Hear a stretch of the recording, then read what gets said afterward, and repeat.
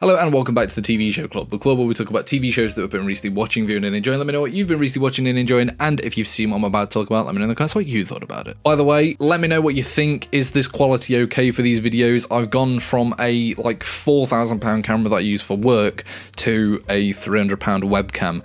But it makes my life a hell of a lot easier. It's easier to, I don't have to transfer any footage over from a camera. I don't have to set up a tripod. I literally just flick an on button and record. So yeah, let me know. Do you think this quality is okay, or is it dog poo and you need the camera back?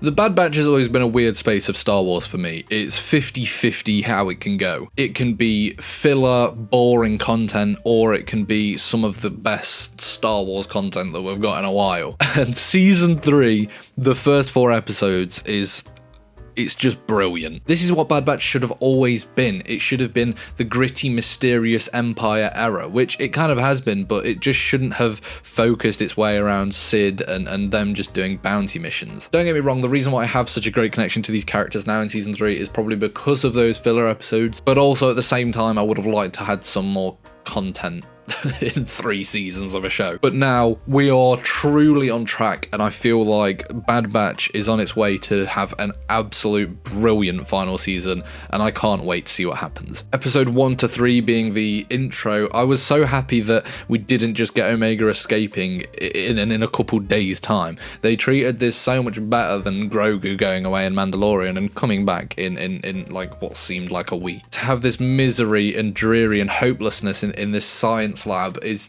just absolutely so well done. The head scientist, I don't know who voices him, but they have got that on point perfectly. Like the mystery that this guy carries and the deep dark roots that seem to follow him, it's so good. Seeing the Emperor, oh my god, I didn't realize how much I wanted to see the Emperor in Empire time. This is when he's at his peak. This is when he's in control and everyone fears him and he's all encompassing. This is what we needed to see at some point in Star Wars. As always, the animation of Bad Batch is absolutely incredible, but can we also just give a shout out to voice actors? I mean, every single person, not just obviously Baker, but every single person is just brilliant in this. I wasn't sure on Omega in sort of the earlier seasons, but now I just absolutely love her as a character. I think she's brilliant. I'm kind of scared for where her story will take her. I'm not entirely sure where it'll go, but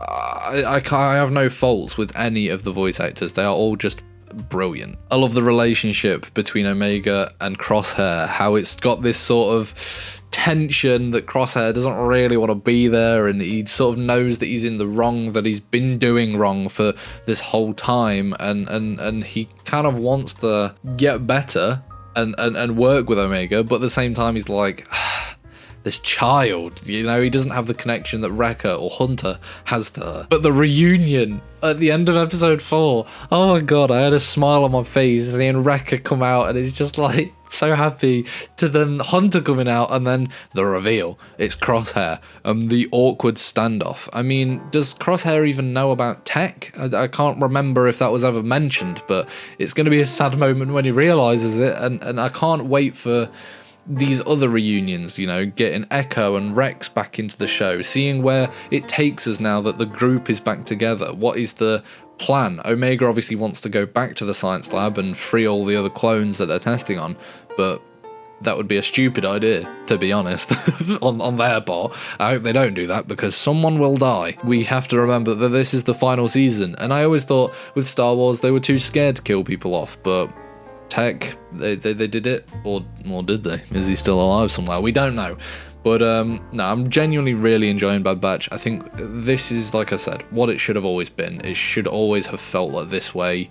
It's in that era, it's got that mystery, and I can't believe that after all these years since the sequels and the hate, and I just absolutely despise the storyline that they went with, that I'm actually now getting excited that the Emperor returns. Like, can you imagine if the sequels didn't exist and we had this like cloning facility and the testing, and the Emperor is also involved in it, and then moving on to Mandalorian, and they're looking at getting Grogu to test on for Force abilities and all these projects and secrecy, and it would be so good to then finally get the payoff of Snoke being a sort of defect clone and then getting the Emperor. Oh my god, that would have been brilliant. It's not brilliant because the films are not brilliant, but it could have been.